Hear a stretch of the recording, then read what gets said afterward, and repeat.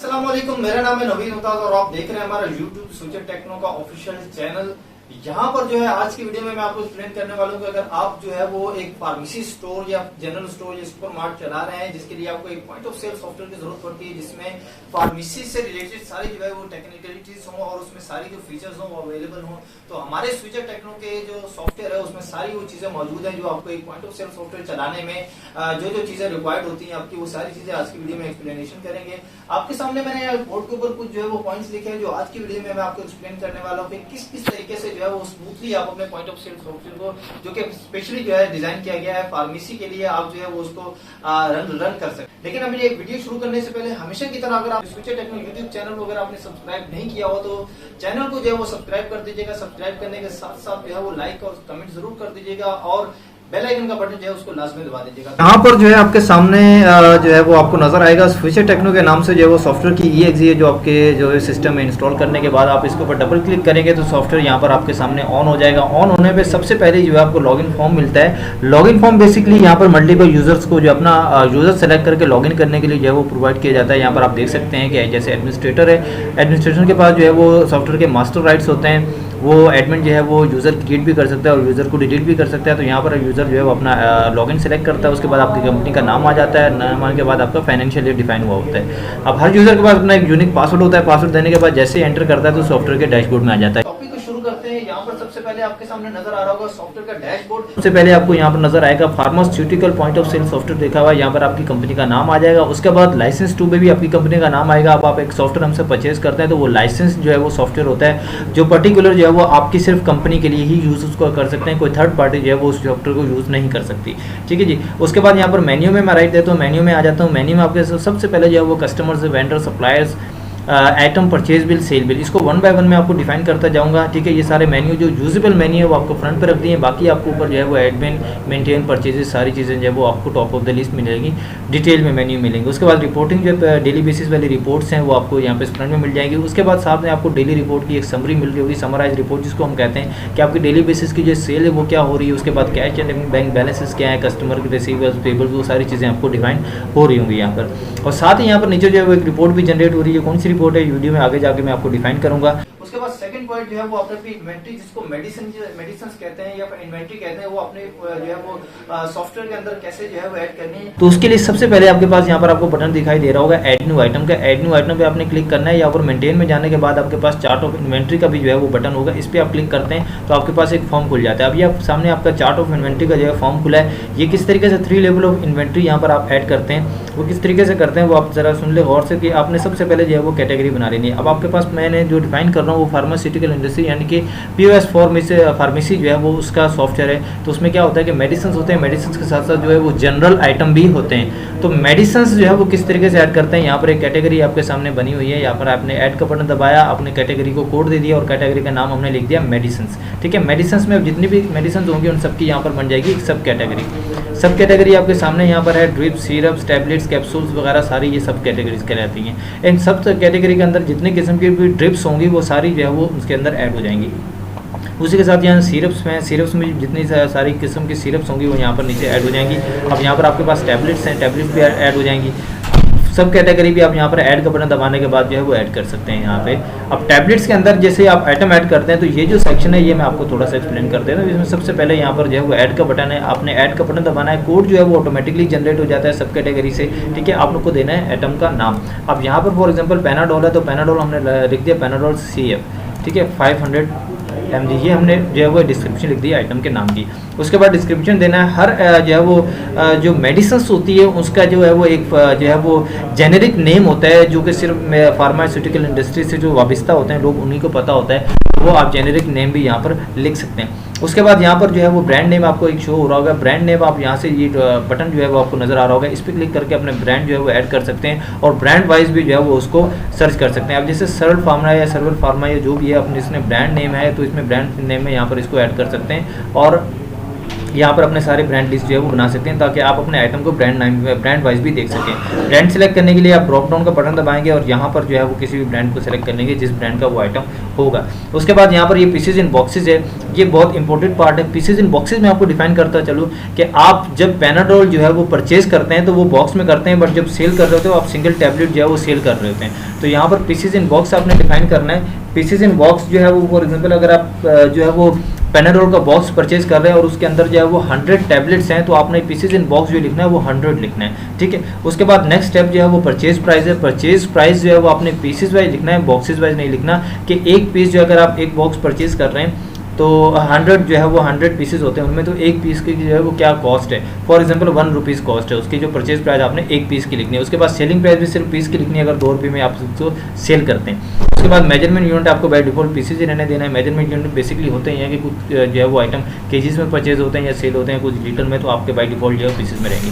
अगला एक और जो है फीचर है यहाँ पर एग्जाम्पल बता देता हूँ, री ऑर्डर क्वान्टिटी वैल्यू है। बेसिकली री ऑर्डर क्वांटिटी वैल्यू मीन्स कि जब भी आप जो है वो स्टॉक, आपको पता होना चाहिए कि हमारा जो स्टॉक है वो जब खत्म होने से पहले ही आपके पास जो है वो एक रिपोर्ट जनरेट हो जाए कि आपका कौन कौन सा प्रोडक्ट जो है वो खत्म होने वाला है। तो आप री ऑर्डर क्वांटिटी यहाँ पे डिफाइन कर सकते हैं। अब मैं डिफाइन करता हूँ कि पैनाडोल CF टैबलेट जो है मेरे पास जब भी स्टॉक में जो है वो 20 से कम हो तो मेरे पास ऑटोमेटिकली रिपोर्ट आ जाए कि ये आइटम जो है मेरा कम हो जाएगा। अब जब फिर आपने 20 यहाँ पे डिफाइन कर दिया तो अब ये पैनाडोल टैबलेट जब भी 20 या 20 से कम होगी तो जो है वो ऑटोमेटिकली आपके पास सिस्टम आपको जनरेट करके दे देगा रिकॉर्ड कि आपका आइटम जो है वो खत्म होने वाला है। उसके साथ साथ यहाँ पर आपको प्रिंट बारकोड का ऑप्शन दिया हुआ है। आपके जो है वो 90% प्रोडक्ट जो है वो फार्मास्यूटिकल में बाय डिफॉल्ट जो कंपनी की तरफ से बारकोड प्रिंटेड होते हैं वो आप ऐड कर सकते हैं इसमें। अगर आप कुछ ऐसे प्रोडक्ट हैं जिनके ऊपर बारकोड लगाना चाह रहे हैं या बारकोड जनरेट करना चाह रहे हैं तो यहाँ पे प्रिंट बारकोड का बटन दबा के आप बारकोड भी जनरेट कर सकते हैं। यहाँ पर आपका जो थर्ड पॉइंट है कि जो आपकी इन्वेंट्री है उसमें करंट स्टॉक जो है आपका उसको आपने देना होगा इन्वेंट्री ओपनिंग बैलेंस। तो उसके लिए आपको क्या करना है, ये मेंटेन का आपको बटन नजर आ रहा होगा, मेंटेन के बटन पर जैसे ही आप क्लिक करेंगे तो आपके पास सामने आएगा inventory opening balances. Inventory opening balances पे क्लिक कर लेना है। जैसे ही आप क्लिक करेंगे तो आपके पास एक इन्वेंट्री ओपनिंग बैलेंस का फॉर्म खुलेगा जो कि कुछ इस तरीके से नजर आता है। यहाँ पर आपको एक बटन नजर आ रहा होगा इंपोर्ट आइटम्स का। इंपोर्ट आइटम्स में जैसे ही आप क्लिक करेंगे आपने यस का बटन दबाना है तो सारी जो है वो आपके पास जितने भी आपने आइटम क्रिएट किए होंगे सब जो है वो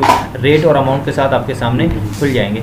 तो आपने 1 बाय 1 जो है यहाँ पर उनको ओपनिंग बैलेंस देना स्टार्ट कर देना कि आपके पास करंट स्टॉक जो है वो कितना रखा हुआ है। तो आपने इस तरीके से जितने भी जो भी आपके स्टॉक नंबर और क्वांटिटी होगी आप डाल के यहाँ पे उसको सेव कर देंगे। अच्छा, ये जो प्रोसीजर मैंने आपको बताया इंपोर्ट आइटम, तो ये करना जस्ट आपने 1 टाइम है। नेक्स्ट टाइम जब ये स्टॉक आपने अपडेट करना होगा तो आपने परचेजेस के थ्रू करना है। ये सिर्फ आपने 1 टाइम करना है जब आपको सॉफ्टवेयर को स्टार्ट करना होगा, लाइक आप सॉफ्टवेयर को ओपनिंग बैलेंस देते हैं। उसके साथ साथ आप जो है वो नेक्स्ट स्टेप आपको मैं बताऊंगा कि परचेजेस जो है वो कैसे ऐड करनी है। जब भी आप नया स्टॉक अपने पास परचेज करते हैं अपने डिस्ट्रीब्यूटर्स के पास से आपके पास नया स्टॉक आता है तो स्टॉक जो है वो कैसे आपने परचेजेस के थ्रू अपनी इन्वेंटरी में इन करना है। परचेज बिल आपने कैसे बनाना है, परचेज बिल के लिए सबसे पहले आपको वेंडर ओपन करना पड़ेगा। वेंडर ओपन आप करते हैं यहाँ से वेंडर और सप्लायर का आपको बटन नजर आ रहा होगा, ठीक है जी। वेंडर और सप्लायर पे आप क्लिक कर लेते हैं तो आपके सामने ये सारे जो है वेंडर जो है वो आपके सामने शो हो रहे हैं। नया वेंडर ऐड करने के लिए आप यहाँ से ऐड का बटन दबाते हैं और पूरी डिटेल डालने के बाद सेव करेंगे तो आपका वेंडर जो है वो ऐड हो जाएगा, ठीक है जी। अब ये आपके सामने जो है वो सारे आपके वेंडर हैं। उसके बाद आपका परचेज बिल बनता है। परचेज बिल आपका तब बनता है जब भी नया स्टॉक आप परचेज करते हैं तो आपके पास जो है वो परचेज बिल बनता है। तो परचेज बिल बनाने के लिए आपके पास सामने जो है वो फॉर्म खुल के आप ये पूरी एक्सप्लेनेशन मैंने अपनी एक और वीडियो में दी हुई है जिसका लिंक डिस्क्रिप्शन में, वहाँ पर आपको पूरी डिटेल में इसकी जो है वो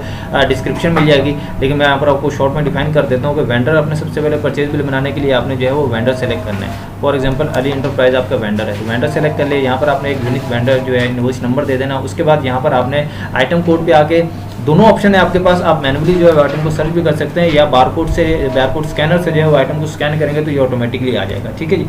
अब फॉर एग्जांपल हमने जो आइटम ऐड किया था वो यहाँ पर उसके हम एक परचेज बिल बनाते हैं, जैसे पैनाडोल CF 500 mg हमने ऐड किया था तो इसको मैं कर देता हूँ एंटर, तो ऑटोमेटिकली जो है वो उसने आइटम नेम में डिस्क्रिप्शन में उठा ली। उसके बाद नंबर ऑफ पीसेज, अब मैं परचेज बिल बना रहा हूँ तो मुझे पीसेज डालने की जरूरत नहीं है। मैंने सिस्टम को जस्ट बता दिया कि मैंने जो है वो 5 बॉक्स जो है वो परचेज किए। अब जैसे मैंने 5 बॉक्सेस के ऊपर जाके इसको डिफाइन किया तो पीसेज जो है वो ऑटोमेटिकली उन्होंने बता दिया कि एक बॉक्स में 100 पीसेज हैं तो आपने 500 पीसेज जो है परचेज किए। उसके बाद आपके पास ये पर रेट ऑटोमेटिकली आ गया और ग्रॉस अमाउंट ऑटोमेटिकली आ गई। और यहाँ पर जो है वो डिस्काउंट अगर को देखना चाह रहे हैं तो आप डिस्काउंट भी यहाँ पर जो है वो देख सकते हैं।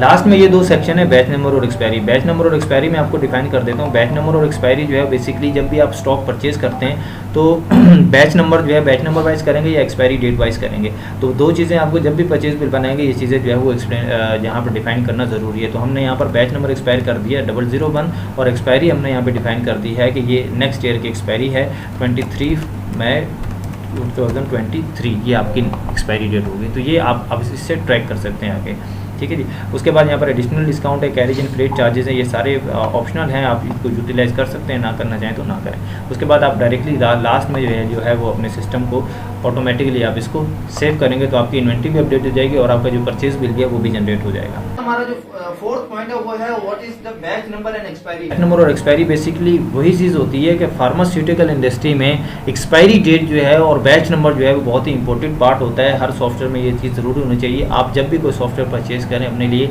या हमसे परचेज करते हैं तो ये चीज़ें ज़रूर अपने ट्रैक करने के बैच नंबर और एक्सपायरी जो है ये सॉफ्टवेयर में मौजूद होनी चाहिए, क्योंकि इसी चीज़ से जो है वो आपकी फार्मास्यूटिकल इंडस्ट्री जो है वर्क करती है। अगर आपका बैच नंबर और सेकंड थिंग इज जाए कि हमारे सॉफ्टवेयर में आपको जो है वो FIFO का मेथड मिलेगा, फर्स्ट इन फर्स्ट आउट जो है वो सॉफ्टवेयर ऑटोमेटिकली कर रहा होता है। तो जो बैच नंबर पहले होगा 001 जैसे आपने परचेज किया, तो इस प्रोजेक्ट में 500 पीसेज जब तक सेल नहीं होंगे बैच नंबर 2 को सिस्टम जो है वो डिस्टर्ब नहीं करेगा।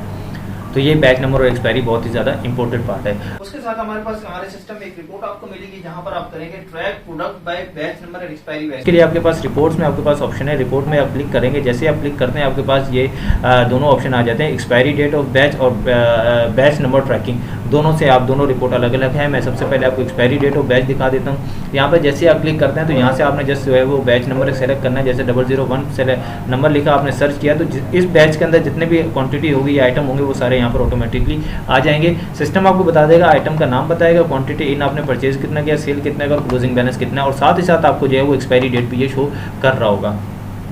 तो ये चीज़ें आप जो है वो एक्सपायरी डेट पे जो है वो एक्सपायरी डेट वाइज भी जो है उसको ट्रैक कर सकते हैं। उसके बाद जो है बैच नंबर ट्रैकिंग भी कर सकते हैं। आप दोनों सेम रिपोर्ट हैं, कोई भी आप रिपोर्ट जो है वो देख सकते हैं, ठीक है। सेल हमारा जो है उसका क्या लुक है, क्या इंटरफेस है, किस तरीके से काउंटर सेल के ऊपर काम होता है, जब कस्टमर का आपके जो है वो पर्सन के पास आएगा तो काउंटर सेल के ऊपर जो है वो कैसे सेल रिसीट इनवॉइस जनरेट करेगा। उस काउंटर सेल के लिए आपको कैशियर क्या करेगा, सेल बिल ओपन करता है। सेल बिल जैसे ही ओपन करेगा तो कुछ इस तरीके से इंटरफेस आपको मिलेगा।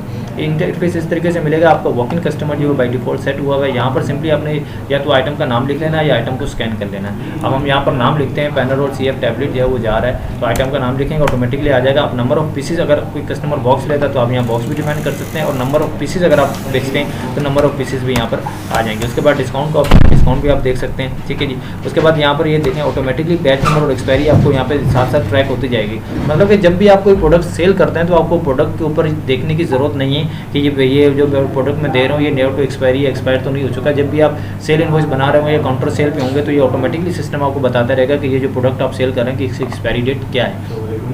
उसके बाद यहाँ पर आपके पास पेमेंट मेथड भी आप ऐड कर सकते हैं कि ऑनलाइन पे जो है वो पेमेंट कर रहे हैं, कार्ड के थ्रू कर रहे हैं, डेबिट क्रेडिट या कैश के थ्रू पेमेंट कर रहे हैं, वो सारी चीज़ें आप यहाँ पे डिफाइन कर सकते हैं। उसके बाद यहाँ पर आपका अमाउंट रिसीव में आपने सिंपल जो है वो अमाउंट रिसीव लिख देना है, कैशबैक होगा। उसके बाद आपने प्रिंट कर देना, तो आपका जो प्रिंटर है वो ऑटोमेटिकली इसको एक्सेप्ट करके प्रिंट आउट कर देगा और आपकी सेल जो है वो काउंट हो जाएगी। इसी के साथ साथ यहाँ पर आपके पास आपको मिलेगी, अभी रिपोर्टिंग में जाते हैं तो आपको सेल रिपोर्ट, परचेज रिपोर्ट, काफी किस्म की आपको जो है वो रिपोर्ट्स मिलेगी जिनका व्यूज मैं अभी आपको दिखा देता हूँ। सेल रिपोर्ट में आप आइटम वाइज सेल रिपोर्ट दे सकते हैं, सेल रजिस्टर दे सकते हैं, सेल समरी देख सकते हैं। जैसे आप सेल रिपोर्ट देखना चाहिए आप देख। रिपोर्ट्स में आपको आना है। रिपोर्ट्स में आने के बाद आपके पास सेल रिपोर्ट है। अब सेल रिपोर्ट पे जब आपने क्लिक किया तो आपके पास सेल समरी, सेल रजिस्टर्ड, आप किसी भी तरीके से अपने सेल को जो है दे सकते हैं। मैं आपको सेल रजिस्टर दिखा देता हूँ। सेल रजिस्टर का फॉर्मेट इस तरीके से होगा, जैसे आप क्लिक करेंगे डिस्प्ले का बटन दबाएंगे, आप यहाँ पर जो है वो डेट का फिल्टर भी लगा सकते हैं या आप समराइज रिपोर्ट भी देख सकते हैं। यहाँ पर आपको इनवॉइस नंबर, डेट, कस्टमर, किस कस्टमर को सेल हुआ है, कौन सा आइटम सेल हुआ, कितनी क्वांटिटी सेल हुई, रेट क्या थे, ठीक है जी, सारी चीज़ें आपको ये टोटल करके दिखाएगा। उसी के साथ साथ मैं आपको दिखा देता हूँ कि यहाँ पे जो है वो आइटम वाइज भी देख सकते हैं आप। ये सेल रिपोर्ट में वापस जाएंगे और आइटम सेल समरी एनालाइज भी कर सकते हैं और आइटम सेल समरी भी देख सकते हैं। आइटम सेल समरी में आपको आइटम का नाम और कितनी क्वांटिटी टोटल सेल हो चुकी है वो बताएगा, उसकी मिनिमम रेट और मैक्सिमम रेट क्या था और एवरेज रेट क्या था, तीनों रेट आप इसमें देख सकते हैं। अब समटाइम आप आइटम परचेज करते हैं, बट हर दफ़ा जब परचेजिंग होती है तो जो है वो वेरिएशन आती है रेट में, तो ये आपको सिस्टम बताएगा कि मिनिमम में क्या आपने परचेज़ किया, मैक्सिमम कितना आपने हाई लेवल पर परचेज़ किया और उसके एवरेज क्या है, तीनों रेट आपको डिफरेंशिएट करके दिखाएगा। उसी के साथ साथ मैं आपको दिखाता हूँ कि साथ में सेल रिपोर्ट के साथ साथ आप परचेज रिपोर्ट भी देख सकते हैं। इसी तरह purchase summary, purchase registered, party wise भी देख सकते हैं, किस पार्टी से आपने कितनी की परचेजिंग की है, वो सारी चीज़ें आपको मिलेंगी। उसी के साथ मैं आपको बताऊंगा item wise profit and loss statement. अब आप बिजनेस कर रहे हैं, आप एक जनरल स्टोर चला रहे हैं फार्मेसी के हवाले से या फार्मास्यूटिकल इंडस्ट्री में, आप तो आपको देखना होगा कि मेरे जो प्रोडक्ट है मैं सेल परचेज कर रहा हूँ, but at the end of the month मुझे प्रॉफिट हुआ या लॉस हुआ है, वो रिपोर्ट भी आपको सॉफ्टवेयर जो है वो जनरेट करके दिखाएगा। रिपोर्ट्स में जाएंगे, रिपोर्ट्स में जाने के बाद आप item wise profit and loss पे क्लिक कर देंगे तो ये आपको सिस्टम खुद ही बताएगा कौन सा आइटम जो है वो कितनी क्वांटिटी में सेल हुआ है, यूनिट कॉस्ट, टोटल कॉस्ट, मतलब कितने में आपने परचेज किया है, कितनी टोटल सेल जो है वो कॉस्ट वैल्यू थी, सेल वैल्यू टोटल कितनी हुई और आपको प्रॉफिट या लॉस कितना हुआ है। तो वो सारी चीज़ें भी आपको सिस्टम ऑटोमेटिकली डिफाइन करके बता देगा। लास्ट में जब सारी चीजें आप कर लेंगे तो आपको जाहिर सी बात है कि अपना डेटा जो है वो सिक्योर करना है, तो उसके लिए आप बैकअप डेटा कैसे आप जनरेट करते हैं, आप बैकअप फाइल कैसे बनाएंगे। लास्ट में आपको बताता हूँ कि जब ये सारा डेटा जो है वो कंपाइल हो जाएगा, ये सारा आपके सॉफ्टवेयर में डेटा एंटर हो जाएगा, तो सॉफ्टवेयर क्या करता है कि बाय डिफॉल्ट आपका जो है वो आपके सिस्टम में डेटा सेव हो रहा होता है, बट जो है वो सिस्टम जो हार्डवेयर है उसकी कोई गारंटी नहीं होती। समटाइम कभी भी जो है विंडो करप्ट हो सकती है, सिस्टम को कुछ भी जो है वो नुकसान हो सकता है, तो उसके लिए जो है वो अपना बैकअप डेटा आपको बनाना ज़रूरी है। बैकअप डेटा सॉफ्टवेयर में किस तरीके से बनता है वो आपने यहाँ पे जो है वो सॉफ्टवेयर को बंद करने के, सॉफ्टवेयर को जब भी बंद करते हैं तो हमेशा से आपको एक मैसेज मिलेगा बैकअप कन्फर्मेशन। तो यहाँ पर एक मैसेज है, do you want to save backup of your data. तो अभी तक आपने जो काम किया अगर उसको सेव करना चाह रहे हैं तो आप कर देंगे यस। यस करने के बाद आपके पास एक विंडो खुलेगी, विंडो में आपने जो है बैकअप डेटा है, बैकअप डेटा जैसे क्लिक करेंगे तो आपके पास एक फाइल जनरेट हो जाएगी। अब ये पोर्टेबल फाइल है, इस फाइल को आप किसी भी जगह पे सेव कर सकते हैं, एक्सटर्नल ड्राइव, गूगल ड्राइव या अपने सिस्टम की जी ड्राइव में, जो कि हमेशा से सेफ रहती है। तो आप इसको कहीं भी सेव करेंगे तो आपका डेटा जो है वो सेव हो जाएगा। तो thank you so much guys for watching this video. अगर आपको वीडियो हमारी अच्छी लगी हो तो आप जो है हमारे चैनल को जो है वो सब्सक्राइब कर सकते हैं और हमारे इस प्रोडक्ट को ऑर्डर करने के लिए जो है हमारे डिस्क्रिप्शन में दिए हुए नंबर पर कांटेक्ट कर सकते हैं। डेमो के लिए जो है हमारी वेबसाइट भी विजिट कर सकते हैं या हमें डायरेक्टली व्हाट्सएप या कॉल भी कर सकते हैं। हमारा रिप्रेजेंटेटिव आपकी लोकेशन पे आपको लाइव डेमो भी दिखाएगा और आपके साथ जो भी डिस्कशन होगी इंशाल्लाह आपकी साइट के ऊपर जो है वो आपको दिखा दी जाएगी। तो आखिर में बस ये कहना चाहूंगा कि अगर चैनल को आपने सब्सक्राइब नहीं किया हो तो चैनल को सब्सक्राइब कर दें और हमारे इसी तरह जो है वो बेल आइकन के बटन दबाएंगे तो इसी तरीके की हमारी जब भी वो नई वीडियो आएगी तो आपके पास नोटिफिकेशन के थ्रू जो है वो पहुंच जाएगी। अल्लाह हाफिज।